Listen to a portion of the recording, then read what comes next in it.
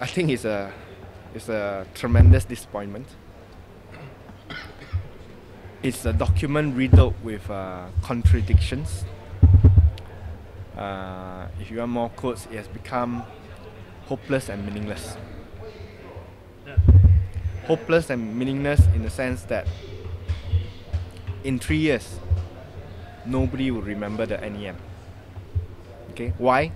Because it is no different from the NEP or the policies that has been NEP and the policies that has been implemented or by Barisan Nasional all these years. It's going to be like the National Vision Policy or National Development Policy in the 1990s, 2000s, where no one actually knows what it is. Why? Because nothing changed. It was a direct continuation from the NEP that was supposed to have ended in 1990. Part 1 and Part 2, you have a sequel that does not jive with the prequel. No, the first part. One says affirmative action should not be target-based or quota-based. Part 2 says Bumi rights is back. You know, we must have policies that is based on the, or rather specifically for the Bumi Putras. You know, you have got a lot of policies in there that are nice sounding. They say things like, for example, GLCs is one of the key chapters in the NEM Part 2, should play a secondary role, supporting role to the private sector. You know? But at the same time, all the biggest projects you have announced in your budget are given to GLCs. Everyone, your Sungai Buloh project, EPF. Your Sungai Besi land, 1MDB. Those are two examples of the projects. And then recently we asked in Parliament what's happening to the rest of the government land. Example, Jalan Cochrane, which is also near the city centre. He said, oh, you'll be awarded to a GLC via a tender. He said, why only to GLCs?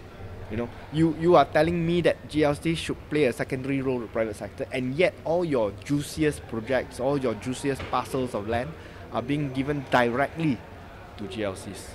You know, and recently, Hong Leong, Kwek Ling Chan's company, Guoco Land, bought 10 hectares of land in Singapore for 1.7 billion US dollars. 10 hectares only. 1.7 billion US dollars. Highest price ever. How did the government achieve that? Two points come out of that. One, how did Singapore government achieve that sort of price? One, they did open tenders. Number two, it shows what? It shows that there's no projects for the private sector in Malaysia. Or rather, nothing of that juicy scale for the private sector to get interested in. They have to go out of the country. They have to take money out of the country. So on both aspects, one, lack of transparency, open tenders is continuing despite whatever that's stated in NEM.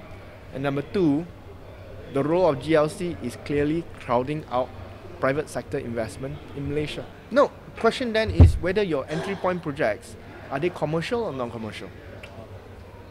If they are commercial, that's your problem. You know, if they are meant to be profitable, then you find ways to make it profitable. But of course, if it is, say for example, public transport project, that's a completely different story. Then you need some sort of state subsidy or state facilitation to ensure it works. But a lot of the entry point project has nothing to do with public subsidies or public goods. They are actually commercial projects. Those are the key ones. The rest of it, improving civil service sector. It's not the first time we've heard of it. Pala did an attempt to say that we want to transform the civil service. He visited the immigration, visited the police force. We still have the same thing. I think they didn't even want to do a part 2. Okay, I think they just want to give up on the NEM, but unfortunately they cannot, because you cannot have a document that says part 1 without a concluding part. We would have you become the butt of jokes lah. So they have to come out with a part 2. But at the same time, part 2 has to be different from part 1 because of all the opposition from the Malay rights groups, especially from people like Perkasa. After reading all the documents that has been produced by the government ever since December last year, it started with the government transformation program. That was in December last year. Then you have the NEM Part 1 in March. Then you have the 10MP in June. Then you have the ETP in September. Then you have the budget in October. Then now you have the NEM Part 2 in December, the conclusion. If you read all these documents, none of it seems to play a major guiding role on government policy. The way government is still conducting its business is exactly the same as per before. They are still giving out contracts directly, no open tender. No, Matrade is a Matrade Convention Exhibition Convention Center is a good example. MRT, no open tender, is another brilliant example.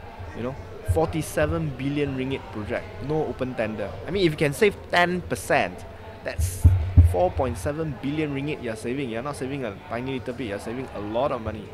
No open tender. In Singapore, in Hong Kong, you know, when they call MRT tender, they get consultants to come in and draw the plans, then only call the tenders. These are independent consultants from US, from UK. In Malaysia, we call the contractor to come in and draw the plans for us. Then after that, say, oh, the contractors, these are rights of the contractor, so we cannot tender these plans. So, the exact same thing is happening as per the 1980s, 1990s, when our last big wave of privatization happened. You know, when Renong privatized the Star, and then Putra LRT went to EPF, both screwed up, and then both went back to the government. What we are fearful now is this wave of privatization, which is on a much larger scale than it was in the 1990s. If it screws up, we will be digging a huge deep hole for ourselves. Because the bailout for just the 2 LRT systems, the last round, plus the buses, was in the region of 8 billion ringgit. MRT system alone this time round, minimum 40 billion ringgit. Now we have no such financial capacity to bail out such projects. Not they are all workable, no one reads them. The minister doesn't know what's in these documents. I mean, the clearest example was when the Muhyiddin himself, the Deputy Prime Minister, did not know the definition of One Malaysia, which was stated in the government transformation program. None of the ministers did. They said, oh, it's inside. You know, it's that sort of reaction. They do not know what is stated in these documents. I don't think they actually read these documents. It's produced for civil servants, and civil servants, knowing that the bosses don't read it, it's easier to stay on with the existing old policies. And all the exceptions comes into the picture anyway with all the projects that's being given directly. Najib announced 6 more highways in the budget. None of them are being tendered openly. None. No, despite the fact that they have already previously announced that highway privatization projects will be done in the tendered fashion.